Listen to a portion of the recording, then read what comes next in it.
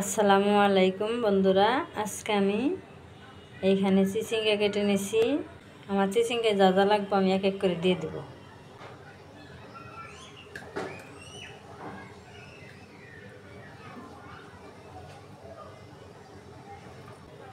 পেঁয়াজটা দিয়ে দিলাম, কাঁচামরিচ দিয়ে দিলাম, একটা ডিম দেব। এই ডিমটা তো আমি এখন দেবো না, পরে দেবো। ডিমটা আমি এখন রেখে দেব। এখন আমি লবণ দিয়ে দিলাম, কড়াই চুলায় বসিয়ে দিছি। এখন আমি তেল দিয়ে দিলাম,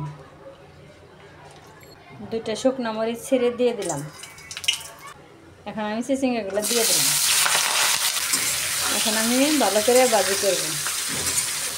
বন্ধুরা, খুবই সাধারণ রান্না। আমার ভাজিটা কিন্তু প্রায় হয়ে গেছে। এখন আমি একটু ফাঁকা করে নেব, মাঝখানে একটু ফাঁকা করে নিলাম। এখন আমি ডিমটা দিয়ে দেব। এখন আমি ভাজির সাথে মিলিয়ে দেব, ডিমটা পুরো ভাজির সাথে লেগে দেব। এই ডিমটা পুরো ভাজির সাথে লেগে গেল। এখানে আর একটু ভাজা ভাজা করলে অনেকটাই মজা লাগবে।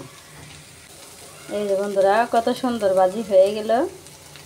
আমার কেউ কেউ বলে একই ভিডিও বারবার দেন।